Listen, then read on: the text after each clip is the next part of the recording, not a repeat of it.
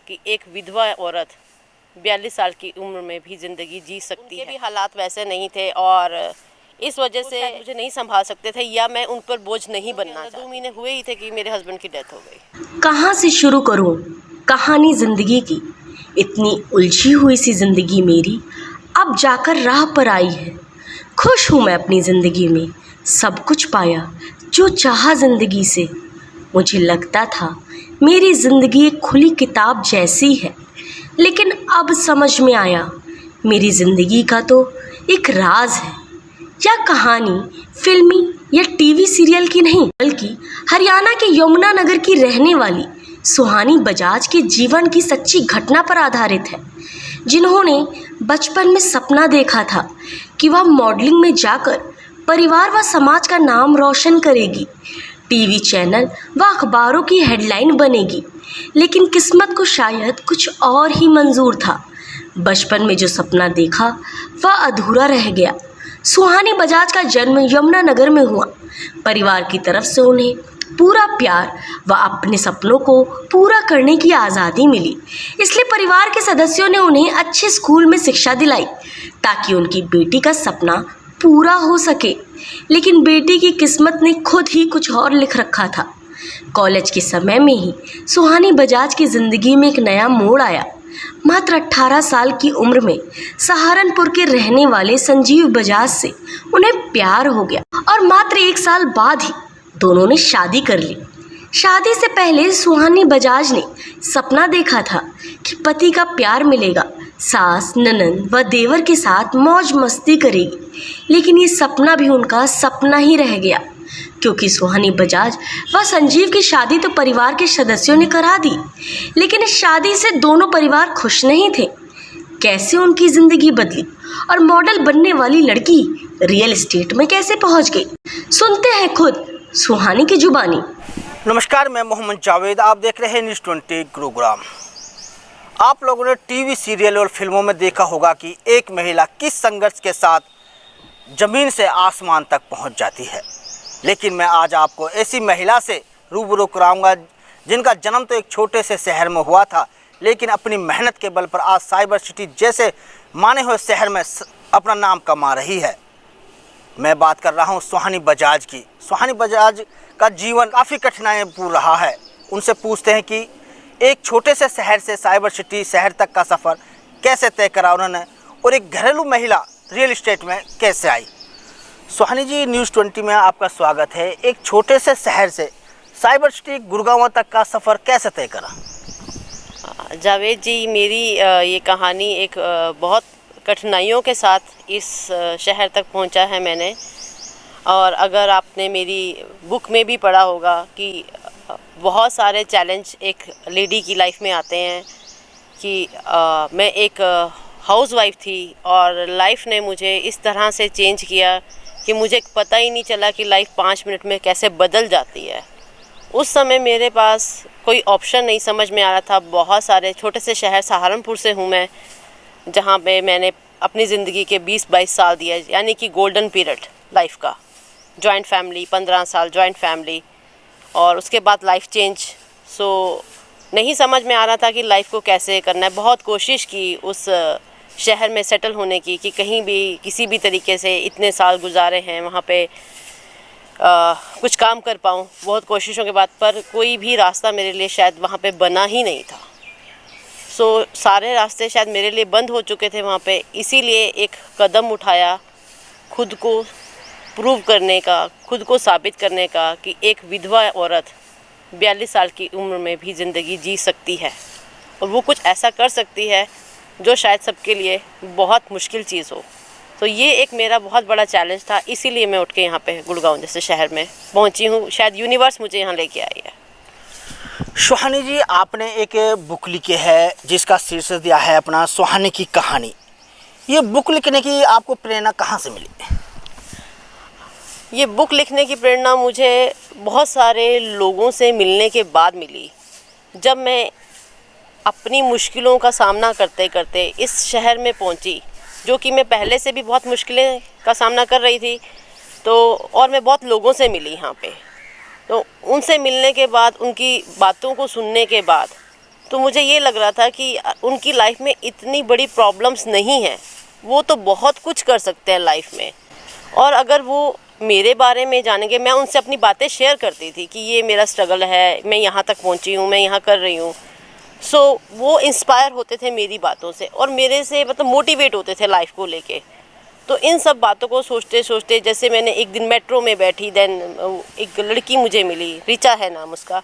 तो उसको मैंने, छोटी सी लड़की थी वो, 28-27 साल की, तो उसको मैंने अपनी बुक, अपने स्टोरी के बारे में बताया। तो उसने बोला, मैम ये तो आपकी बहुत मोटिवेशनल स्टोरी है, ऐसी स्टोरी तो बहुत कम लोगों की लाइफ में होती है, तो आप बुक लिखो। तो मैंने कहा, आई एम तो नॉट अ राइटर, मैं राइटर नहीं हूँ, मैं कैसे लिखूँगी, मैं बता सकती हूँ थोड़ा बहुत, मोटिवेट कर सकती हूँ। बट उसने मुझे इंसिस्ट किया, नहीं मैम आप लिखो बुक। और जब मैं लोगों का संघर्ष सुना, फिर मैंने कहा मैं अपना संघर्ष लिखूंगी, शायद ये बुक बहुत लोगों तक पहुंचे, ना किसी की ज़िंदगी बदल सकती है। सो इसी प्रेरणा के स्रोत पे मैंने ये बुक लिखी है। सुहानी जी, लाइफ में ना शायद उतार चढ़ाव आते हैं, मैं ये नहीं कहती कि सिर्फ मेरी लाइफ में सारे उतार चढ़ाव आए हैं। अब इसको मैं अपना कर्मा मान लूँ या डेस्टिनी मान लूँ कि मुझे लाइफ ने वहाँ से उठा के यहाँ तक लाना था, शायद मेरी लाइफ में इस वजह से ऐसा हुआ है। और मैंने ज़िंदगी से हार नहीं मानी, मतलब लोगों ने भी साथ इसलिए छोड़ दिया कि वो भी शायद, आपको भी पता होगा कि समाज है जो हमारा, मेरे को भी उस समय ही समझ में आया कि उनको ये लगता है कि हम किसी पर बोझ ना बन जाए। तो एक चीज़ यही समझ में आई कि अगर आपको ज़िंदगी जीनी है तो अपने बलबूते पर ही जीनी पड़ेगी। अगर किसी पे डिपेंड होकर ज़िंदगी जीनी है तो उसके हिसाब से ही चलना पड़ेगा।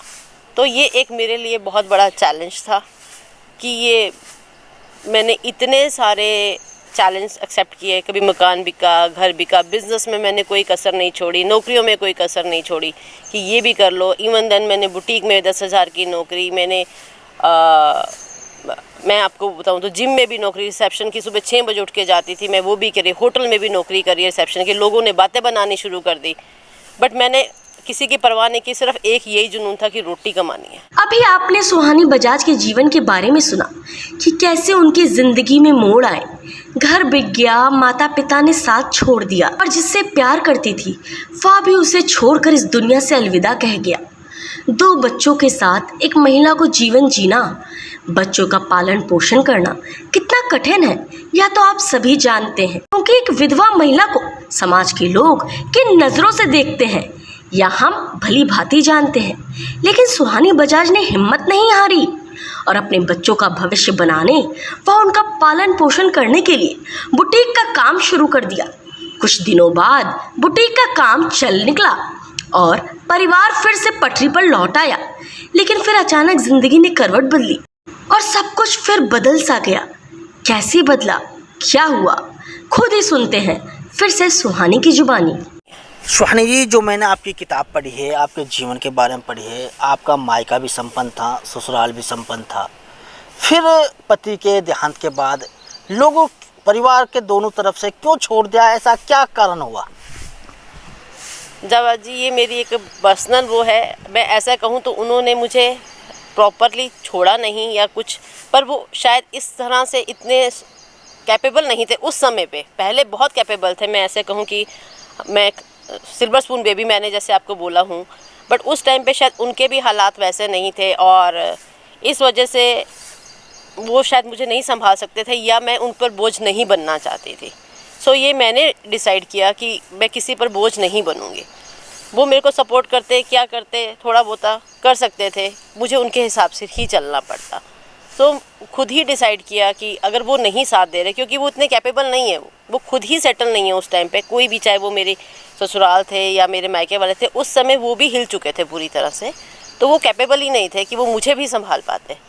तो शायद यही वजह थी कि वो कहते हैं ना, डेस्टिनी लिखी हुई होती है आपकी। अगर वो कैपेबल होते, हमारा बिजनेस होता, तो आज मैं सहारनपुर में ही बैठी हुई होती। सुहानी जी, अक्सर देखा गया है कम उम्र में जब विधवाएं हो जाती हैं तो बहुत लोगों के ताने इस तरह से, परिवार के कुछ लोग कहते हैं कि भाई दूसरी शादी कर लो, 2 बच्चे हैं, कैसे पालन पोष होगा।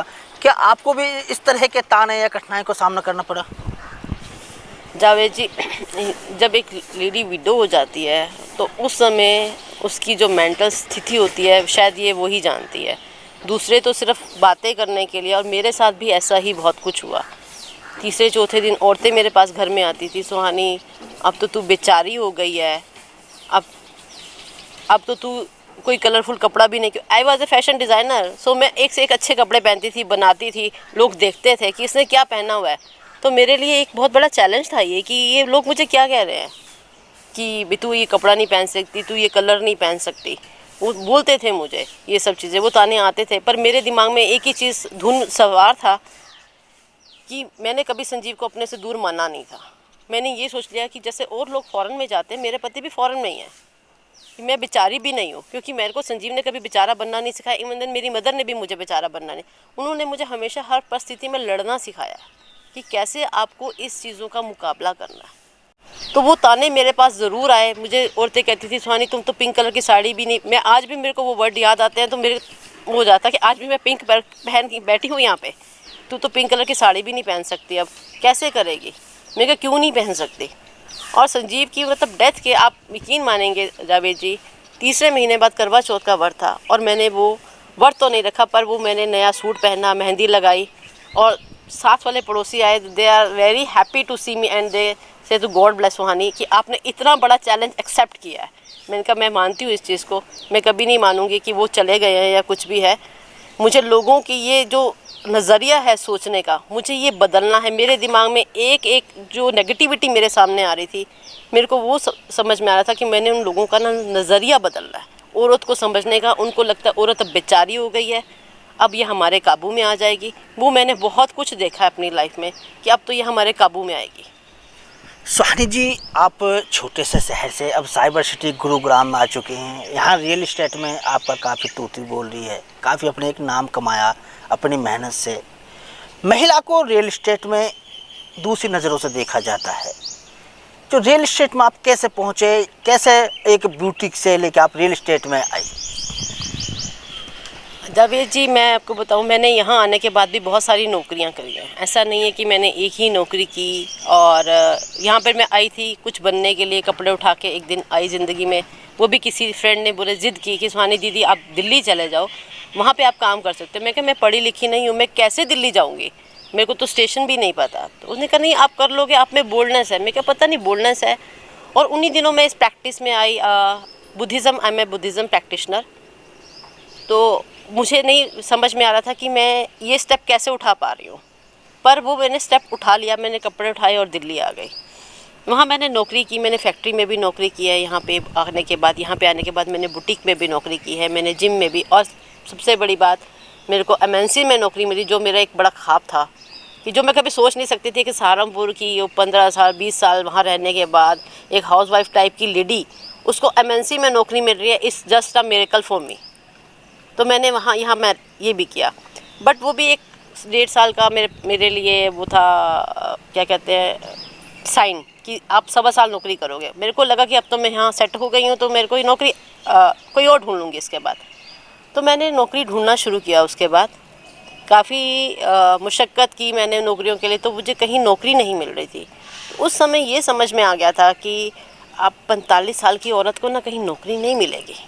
40-45 साल की औरत को इस समय कोई MNC में कहीं पर भी कुछ नौकरी नहीं मिल सकती है। जो ये मेरा अपना पॉइंट ऑफ व्यू है। शायद जो और लेडीज़ शुरू से ही जॉब कर रही हैं उनके लिए शायद इतना मुश्किल ना हो, मेरे लिए बहुत टफ़ काम था कि मुझे कोई भी नौकरी नहीं मिल रही थी। सो मैंने सोचा कि चलो कुछ और ट्राई करते हैं। करते करते बहुत लोगों से मिल भी रही थी, बात भी कर रही थी। तो एक दिन यहीं घूमने आई अरबाना में मॉल में, तो उसने बोला, एक वहाँ पे घूम रहा था लड़का, तो कहता मैम आपको बहुत नॉलेज है। रियल एस्टेट का ही लड़का था। क्योंकि नॉलेज इसलिए थी क्योंकि घर बनाए थे खुद से खड़े होके सहारनपुर में मकान, तो आप रियल एस्टेट में नौकरी कर लो। मैं कह रियल एस्टेट ये कोई काम है करने वाला? ये मैं अपने व्यूज़ आपको बता रही हूँ कि ये मेरा सोच थी इस रियल एस्टेट के बारे में, कि जिससे जैसे आप कह रहे हैं कि इसको अच्छा नहीं माना जाता, मैं भी उनमें से ही थी जो मैं कभी इस इंडस्ट्री को अच्छा नहीं मानती थी। नहीं तो मुझे लोगों ने सहारनपुर में भी बोला कि सुहानी यहाँ पे आप मकान बना लो, बेच लो, यहाँ काम कर लो। मैंने कहा नहीं, ये कोई काम है करने के लिए, मतलब मुझे कुछ और मिला नहीं ज़िंदगी में करने के लिए। तो ये मेरे खुद के व्यूज़ थे। तो उसने बोला मैडम आप रियल एस्टेट में काम कर लो। तो उसने मुझे थोड़ा सा आइडिया दिया कि आप ऐसा करो, एक दो ना चीज़ें देखो, ढूंढो, तो आपको कुछ आइडिया लगेगा काम करने का। इस इंडस्ट्री में आपको जॉब मिल सकती है कि आप बहुत मेहनती हैं। उन्होंने मुझे ये वर्ड्स बोले, तो मुझे लगा ठीक है।